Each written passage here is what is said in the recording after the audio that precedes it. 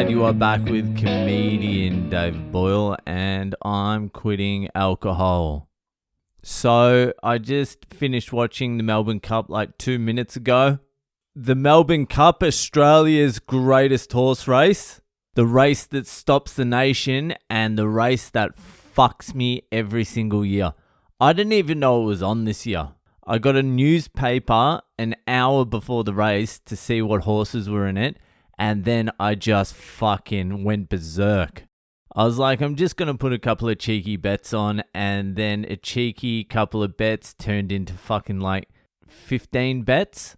A lot of trifectas, a lot of first fours, a lot of horses for the win that I'd never heard of at all until the second I fucking read it. And I'm like, this is the one. This is the one that's going to fucking bring home the bacon. And then 2 horses down, I'll be like, this is also the one. I'm feeling this horse too. I am getting the same feeling off this horse as I did the horse 2 above it. And then like 4 horses down, I'm like very similar feeling to the previous 2 horses. So I ended up backing like 7 different horses. It's so fucking stupid. And obviously by the tone in my voice, you can tell none of the 7 won. Number 17 came second. I had that. That would have won me like $800 or something. But all second is the first fucking loser.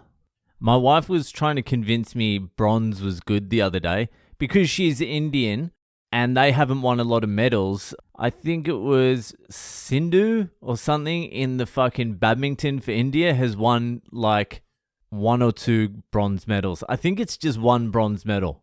And I was like, she's not even that good at badminton. And my wife's like, what are you talking about? She won bronze. I'm like, you don't win bronze. You lose gold and silver. She's like, no, you win bronze. I'm like, no, in Australia, we only celebrate gold. Unless it's in something we suck at, like sprints, marathons, high jumps. You know, the stuff that traditionally is dominated by black people. The sports black people dominate.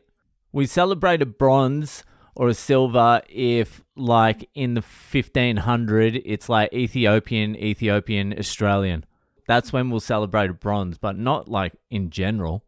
Or, like, the 100-meter sprint. We'll celebrate a semi-final in the 100-meter sprint. It just depends on the sport. But she was adamant that second and third are winners too. And I'm going to have to use that logic when she comes back and finds out I've lost $300 on the horse races. Did we win? Yes, my horse won second. Second and third, they won. I can't believe how much I don't give a fuck about horse racing anymore. I used to fucking froth the horses. Every Friday, Saturday, 110 I'd be gambling. Then like Tuesday, Wednesday, Thursday, there was a lot of gambling going on. But now, I don't know, since I quit drinking, I just don't give a fuck. It's like my holy trinity was drinking, darting, gambling. That was the holy trinity. That completed me.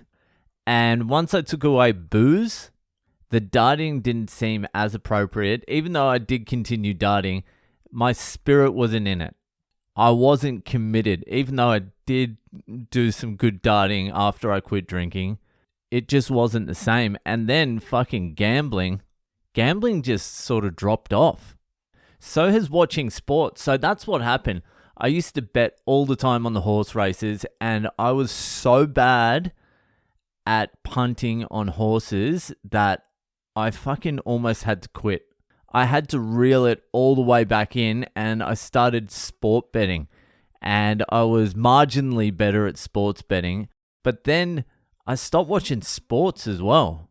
I don't really watch sport. I watch UFC. That's probably my number one sport now. I follow the NBA. I mainly follow the NBA to see how many turnovers Russell Westbrook has made in each game. That's basically what I do. I look up Russell Westbrook's stats. I look at his field goal percentage, which is usually about 1 in 18. And I look at his turnovers, which is usually 4 to 5. And then I laugh to myself, and then I type in Russell Westbrook sucks.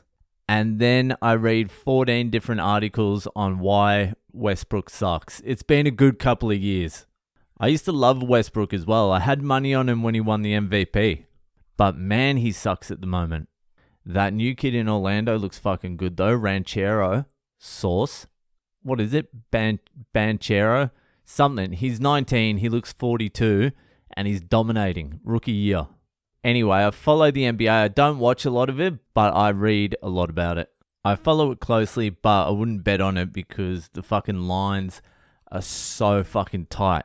But today, before the Melbourne Cup, just before I was about to race, I could feel, that anxiety, the excitement, that hope for the future. Am I going to win a lot of money? It was like you could feel the beast growing inside of you. I'm like, fuck, I haven't had this feeling in a little bit. But then I was like, even if I do win, what have I done? Nothing. I've pointed at a number. Back in the day when I was gambling hard, I was like a research fucking professor. I would pore over articles, statistics, watch old footage, look at old interviews. So when something won back in the day, it was like I'd put in some hard work. It was like I've used my skills to figure this out, to beat the system. Even though I was losing against the system 85% of the time. Anyway, it didn't fucking work out for me today. Hopefully next year I can resist even putting a bet on the Melbourne Cup. That would be a big move. I can't remember if I watched it last year. I was in India last year. There's no way I watched it. I didn't bet on last year's Melbourne Cup. What am I talking about? Anyway, I hope some of you's had some fucking luck. Gold coat or star. Or rush. Something gold. I don't know. That's how much I did not look at the winner at all. I still don't even know its name. Even though it won just 10 minutes ago. It was not on my radar. Anyway, that will do for today. If you're enjoying the podcast, give it a share around. Hit me up on social media. I'm Boyle Comedy on Twitter, Instagram, and Facebook. And yeah, I'll see you the fuck later.